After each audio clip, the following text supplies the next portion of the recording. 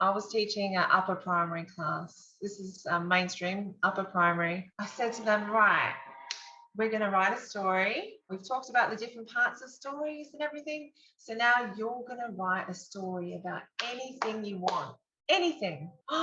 Their faces, you're not going to tell us? Like, what do I do? I would have loved that as a kid. I just remember I loved being creative, and I'm thinking, what is wrong? And I'm like, do you want to write a story together first? So then we wrote a story together, and then they all just copied the same story. I'm like, no, where is the creativity gone?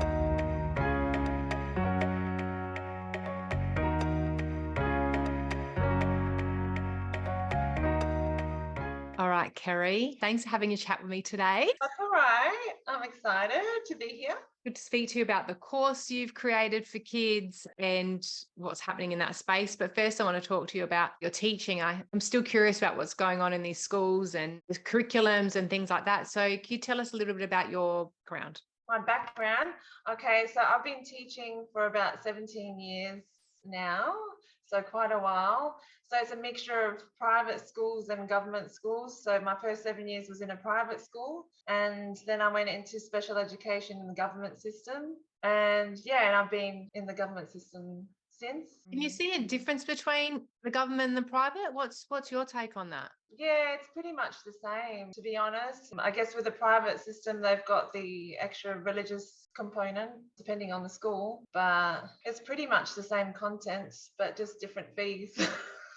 That's what I think anyway. See, Yeah, that's why I like asking these questions, because that's what I kind of see as well and yeah, experience. I'm like, is it just me? I have to check myself because I can get into my yeah. yeah. And I'm like, Yeah, it is that is. I guess it depends on the school's facilities and what they offer, but pretty much the teaching, yeah, and it depends on the teachers that you get as well. It's hit and miss. that is the key, is because the curriculum is standard across the board. From my research in the Western world, not just in Australia, like the curriculum is pretty standard in the Western world. It depends exactly what you're saying, like what kind of teacher you have. Exactly. Yeah, it's the luck of the draw. That's what I think. But all schools follow the Australian curriculum. Yeah. So everybody, all the teachers, they get recommended, to use the Australian curriculum. We have to use the Australian curriculum and reference it in our lessons and things like that, and show that we follow it.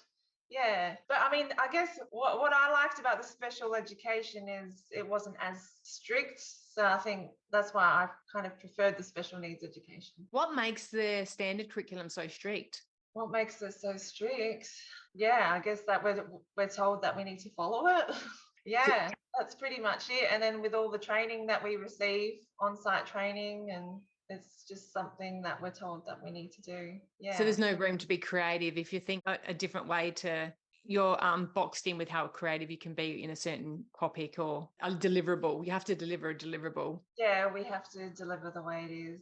And yeah, I mean, because I went on maternity leave just before I left, we did receive some training that they've kind of got specific lessons. They've got all the lessons laid out for teachers now with regards to what to teach and how to deliver, and all the lesson plans and things like that. So it kind of restricts you even more. Wow. Yeah.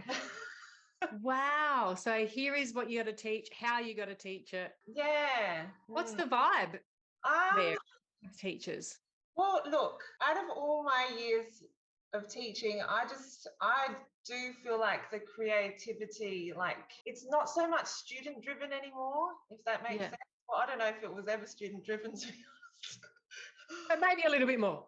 But I know in the private school that I was at, though, I did have a little bit more room to make it student driven. So, in a sense, I guess it was a little bit better there because I got the kids to create their own projects, like whatever you want to do, and do your own research. And it was a bit freer. Because you're Yeah. being so more controlled. Like, what's Yeah. the vibe of the teachers? Are they feeling it too, or they're happy about it? Like, are they happy for this change? No, I don't think they're like this. Well, my vibe is it's not being taken very well.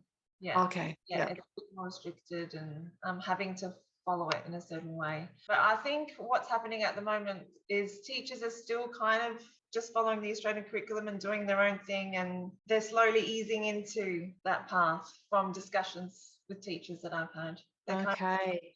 easing into this new way. So a lot's happened the last few years, with all the pandemic stuff and things like that. Like teachers, I guess, are they standing up and voicing their opinions and pushing back, or are they conforming? Like, have we got a hope of changing this? I think that's what I'm asking. Like, is there a hope that there's some rebels in there going, hey, or asking questions, like questioning back, like, why are we losing our creativity? Why are we losing, like, why are we being more controlled? Are those discussions happening in the staff room? No. Or not that I've experienced. Not that I've experienced. All I've Wow. experienced is people not so much liking, the descriptive lessons that are needing to be taught now, and the contents that's kind of been pushed to teach, like with the lessons, like instead of just having general dot points on what to teach, it's more descriptive, if that makes sense. Like you have to follow Yeah. the like this, and so And it's people not leaving as much room for the creativity, I guess. and teachers are they're not questioning it. They're not trying to push back. They're just like, this is what we got to do. Not that I've seen. Not that I've Yeah. seen. Well, it's only your experience. Obviously, Yeah, we're yeah, not speaking for the whole of yeah, Australia. not that I've seen, but I know I wasn't keen on it. But I mean, the fact that I'm in special education, I don't know, we've got a little bit more leeway there. It's just interesting to know, I guess, as well, like talking to people that are on the ground and doing it. It's what's really going on. And yeah, are we asking questions? Are people asking questions and getting curious and using their creative or critical thinking to answer back? But from your experience, no, they're just, okay, this is what we got to do. For the most part. But I know, like with the whole pandemic that happened, there were a lot of teachers that left. A lot. Oh, so you did experience that? Yeah. Wow, that's In terms of that and what happened, with the forced vaccinations, there were a lot of teachers that decided to change careers. Oh, that's interesting. I was working in a school doing my health and wellness thing at that time when the mandates were coming on. And I think there was just one teacher out of over 100 that left. So, Yeah, I know. yeah, I didn't experience many people leaving. So you did. I know of a few, yeah. Okay. That's interesting because, my experience was like, yeah. So, okay. Yeah, I know of a few. And I don't know, that could be a reason why there's a shortage of teachers now, because, they're facing the issue of them having a shortage of teachers. So I think in a way that's why they're accepting the unvaccinated teachers back now, with some conditions. To help out. Yeah. That's why it's hard to get any real stats because we know we're not getting the real numbers of anything. And so when you have these conversations, and I have them all the time, they're so differing. Like my experience was like 99% of teachers just did it, and yours is a little bit different. So it's hard to get a real understanding of what truly is going on. Yeah, don't get me wrong. We can only do it in our little groups. Yeah, don't get me wrong. Like I know a lot of people who went with it as well, but also people who weren't for it, who ended up caving in, right at the end against them really wanting to. Yes, yeah, I know a couple of those. When you have a mortgage and it's hard, to choose between the job and so. Yeah. Interesting. Okay. Why did you create the course that you've created? What was the first inkling? What that started? Okay, I started creating it quite a few years ago. Well, the idea came to me quite a few years ago because there were a lot of students just with this negative mindset. They just had a negative mindset about themselves. They would put themselves down, and in turn they lacked that creativity, being able to get in touch with their creative sides. Did you see a change over the 17 years, or has it always been like that in your experience? Pretty sad to say, but it's always been like that. Yeah, I'm not surprised. I'm not surprised. Yeah. Like that. So that's why I'm really pushing for this course now. It's kind of So tell us about it. What did you create? Tell us about your course. So I've created a course, like this is the book here. Awesome. Good vibes for kids. Good vibes for kids. It's a positive mindset course for kids. And it's 36 lessons all up. And I'm kind of slowly building more and more lessons into it as well. But I started trialing it at my first school. And that's when I first started creating the lessons and trialing them in the class with success. And yeah, from a negative mindset, in general, like a lot of the kids had a negative mindset. Just the classroom atmosphere totally changed through these lessons, just through simply teaching like about appreciation, about how powerful appreciation is, appreciating everything in life. Yeah, and through like positive affirmations and things like that. And I just found all of a sudden the classroom atmosphere was changing. They were complimenting each other more. We were saying like daily positive affirmations together. And yeah, it was just really nice. What kind of other things have you got in your course? So positive affirmations, emotions, what makes you feel happy, steps to boosting your self-esteem, conflict resolution, feeling in control. I've got media influence, where we talk about them reflecting more on what they allow into themselves through the media. And is it benefiting them, what they're like video games or movies or whatnot. And like in that lesson, I actually get them to create like a positive commercial or a play or something. So like liking their own company, and also like who are their friends, like positive friendships. Yeah, cooperation, goal setting, calming exercises, assertiveness, sticking up for their beliefs, listening, being a true friend, what a true friend entails, and manners and politeness, like compliments, what makes you happy, reaching your true potential in life, and also being like positive leaders, how to influence others to be positive as well, so then they can spread it. Trust, telling the truth. So I talk about like I've got like a trustometer, when they tell the truth, how the trust goes up. Living in the present, not letting the past define them. And yeah, confidence, facing challenges, things like that. So, and where did you get the inspiration to write this? Like if you've been a teacher for 17 years, obviously the curriculum and the government bodies aren't teaching you these kind of things. no. So where did you get the knowledge or the my dad inspires me. He's a big inspiration in my life. And he showed me the movie The Secret. Okay.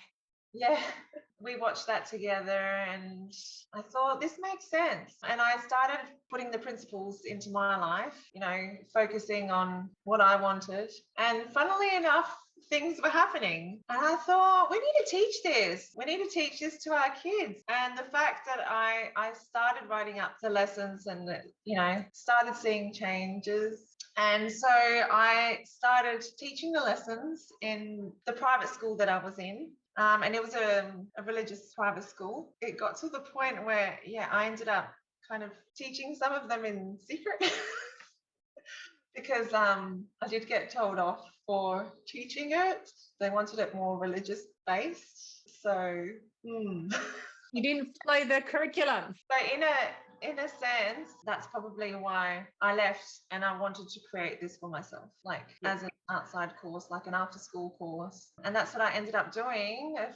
Before my first daughter was born, I started running the course at Findon Library. So they got me to run it there. And then all of a sudden, all these parents were coming up to me saying, do you run this elsewhere? And I'm like, maybe.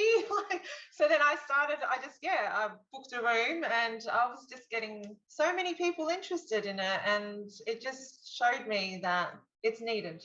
Yeah, it's needed. I believe this should be like number one in our curriculum is the students' well-being, like their well-being, what they want, how they can self-regulate. And I feel like that should be first. And I feel like literacy and numeracy should be next. They're going to learn it anyway. Like they'll learn it. I'll learn to speak and write. Yes. But I also think with them learning these skills, then the literacy and numeracy will come a lot easier as well, because they'll feel happier within themselves rather than trying to teach a student with negative mindset. Do you know how hard that is? Like you ask any teacher, most of the time you're handling the behaviors, right? And you feel like you're managing the behaviors of the student who already has a negative mindset about themselves. And there's no win-win. For sure. I trained adults and I used to coach adults for over a decade. And this is why I focus now on children, because it's like trying to them to unlearn and deprogram from all is so difficult and challenging for them because they've been indoctrinated or programmed for such a long time. But it's like, if we got exactly what you're saying, if kids learnt this from the get-go, we wouldn't have the issues we've got now with humanity. Exactly. 100, They're in tune with themselves. lives, and that's what we want. We don't want them to be robots. That's what I feel. And that's why I was asking the questions about the teachers, like are the teachers, asking questions and, pushing back on anything. And when you say they're not, like from your experience, they're not. And from Yeah. my experience, they haven't either. And it's like, well, I'm not surprised because they have been taught not to. Not to question. Not to question, not to listen to your intuition, which is what you're doing, is teaching children to listen to their intuition, their That's innate right. selves, have the courage to do that. It's not by mistake that this is not being taught. Yeah. And the Yeah. kids really want to know it. I'm interviewing lots of children and they're like, we want to know things that are going to help us in life. Yes, and they crave it. I've seen it in the lessons. They love it. They soak up everything. And I've had parents come to me and say, like, even after 1 or 2 sessions with them, oh, my son last night, he spent a lot of time setting up a calming corner for himself, or like a relaxation corner. He grabbed a bean bag. He put like a CD player or whatever for relaxing music, and I thought that's beautiful. Yeah. So nice. Yeah, it's amazing how they just crave that. They do. And they don't know that they do. Yeah. They want to know those skills. They want to know more about themselves. And have the opportunity to be creative and to be outside, running around, Yes. thinking up things or creating, plays in their head and then acting them out or whatever it is.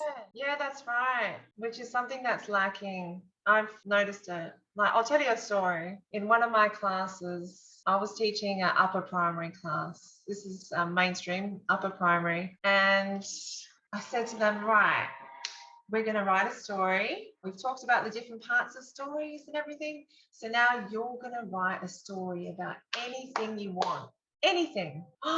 Their faces, you're not going to tell us? Like, what do I do? Like, I would have loved that as a kid. Like, I just remember I loved being creative, and I'm thinking, what is wrong? And I'm like, do you want to write a story together first? So then we wrote a story together, and then they all just copied the same story. I'm like, no.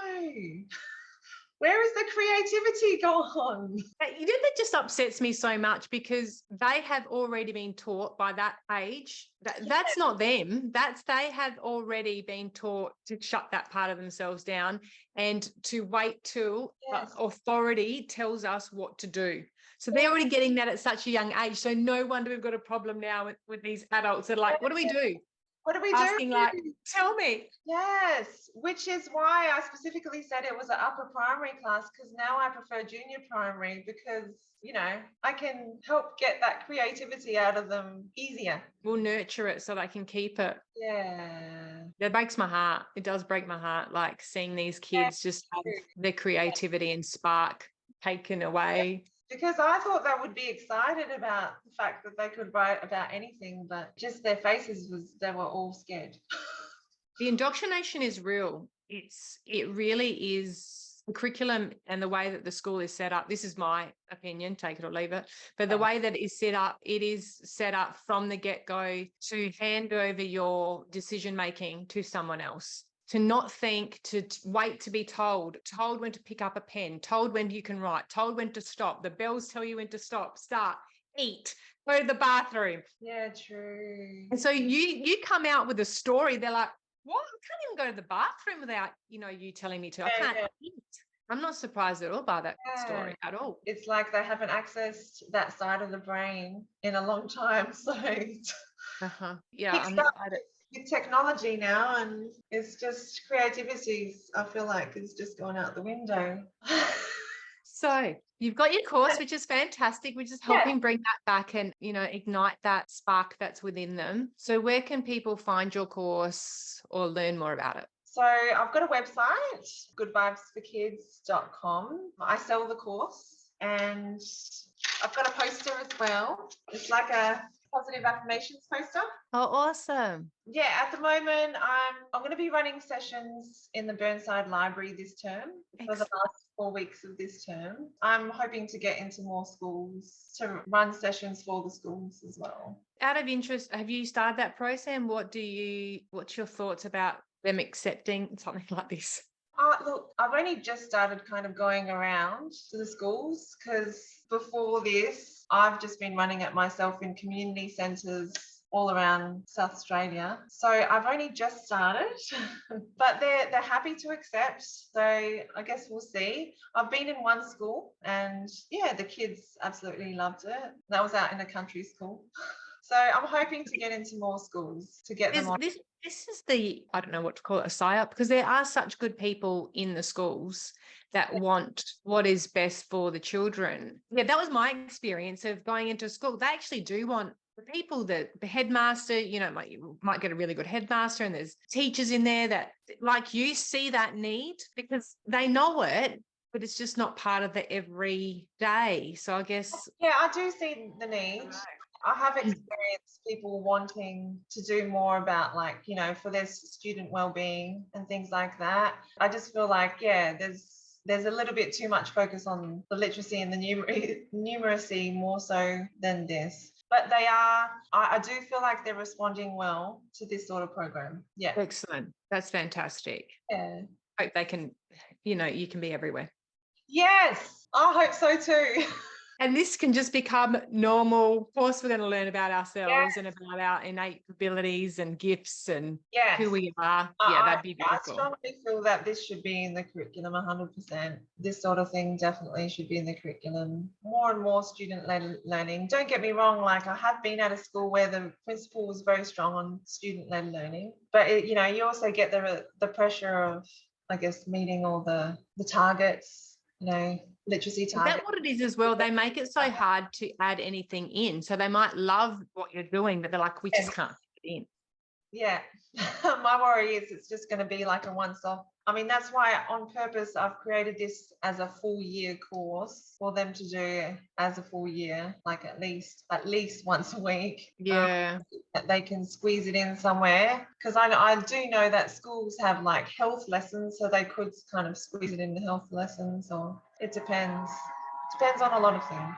You've got to start somewhere, I guess, isn't it? And that's what, like I said before, I think before we started, you either sit on the camp. I think there's, generally 2 camps, get in there and try and make it work. And I'm in let's just start again. Let's just, Clean slate. so much that needs to change. Clean slate. Yeah. The kids love going there and being with their friends. That's what I'm learning as well from all the children I'm speaking to, is like their biggest thing about going to school is like, I just get to see my friends. Yeah, that's true. Every time we ask them the question, what's your favorite thing about school? They'll say friends, playground, friends, playground, friends, playground. Lunch and recess. Recess, because it's when they get to be free. Yeah. They get their 45 minutes outside. Yeah. Bless. So yeah, That's so it's good for social skills, though, it is. Okay, so it's a year course. You're going to be hopefully going into schools, doing something at Burnside in the last 4 weeks of term 3. Yeah, of term 3. Yeah, I'll be there every Monday. So they're selling tickets. It's $10 per ticket. It's going to be from 4 till 5 p.m. on Mondays. Oh, so after school. Yeah, it'll be after school course. Yeah. Oh, amazing. Great. They're really on board. Yeah, Burnside Library have actually bought the book, and it's going to be available to be borrowed. Wow, excellent. Yeah. Congratulations, that's fantastic. Thank you. I'm very excited about that. So I'm trying to get other libraries on board too. Awesome. In the book is like a plan that parents could do for their kids. Yeah, it's for parents. It's been mostly parents so far that have purchased this. So I've sold it as PDF as well to other parts of Australia. Right. So, yeah, probably around 400 to 500, which is really, really good. Amazing. So I've got like a how-to guide at the start, like how to use the book, mindset of the person delivering the lesson to, how important that is. And then I've got like step-by-step instructions with like introduction, what questions to ask.